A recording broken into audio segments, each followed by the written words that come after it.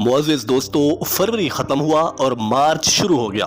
क्या आप जानते हैं कि ये फरवरी का महीना 28 दिन का क्यों होता है? इसके पीछे क्या राज हो सकता है? बाकी महीने 30 या 31 दिन के होते हैं, लेकिन सिर्फ 1 फरवरी ही 28 दिन का कैसे हो सकता है? और फिर हर 4 साल बाद फरवरी 29 दिन का होता है, जिसे लीप ईयर कहते हैं।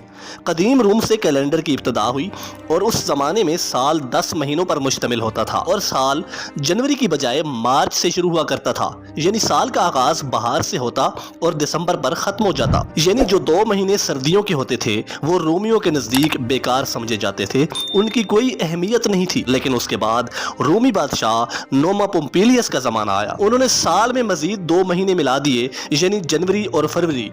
लेकिन जहां मसला पैदा ये हो गया कि साल 355 दिनों का हो गया, जबकि सूरज के मुताबिक साल 365 दिनों का होना चाहिए था। उस वक्त रोमियों के नजदीक ताक अदद खुशबख्ती की अलामत समझे जाते थे और जुफ्त अदद इवन नंबर को वो बदकिस्मती की अलामत समझा करते थे। रोमी बादशाह भी इसी बात का कायल था, लिहाजा उस बादशाह ने कोशिश की कि ज्यादा से ज्यादा जो महीने हों वो ताक अदद के हों। बार बार हिसाब और कैलकुलेशन के बाद उन्हें एक ऐसा महीना चुनना पड़ा जिसमें वो अपनी मजहबी त्यौहार वगैरह मनाते, यानी मौत और अफसरदा इवेंट भी उसी में ज्यादातर वो मनाते थे। और वो पहले ही उस वक्त को बहुत बदकिस्मत और अफसोसनाक समझते थे। और फिर वो अरसा या दौरानिया उन्होंने 28 दिन का कर दिया और उसे फरवरी के महीने की शक्ल दे दी। दोस्तों, तकरीबन 40 कबल मसीह जूलियस सीजर ने जूलियन कैलेंडर मुतारिफ करवाया, जिसमें साल के दौरानिये को 365.25 दिनों का बताया गया। यानी हर साल 0.25 दिन यानी चौथाई दिन का इजाफा होता रहा। यानी हर 4 साल बाद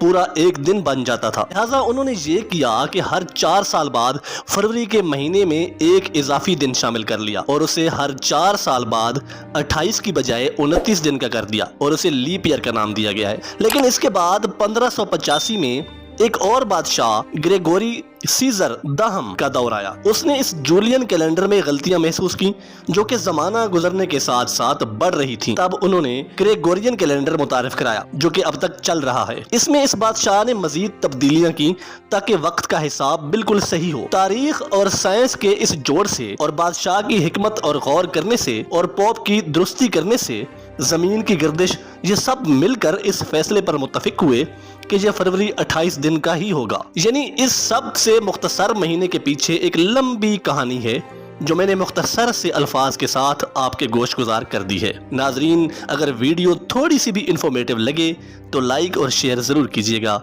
और साथ चैनल को सब्सक्राइब कर दीजिएगा। बहुत शुक्रिया।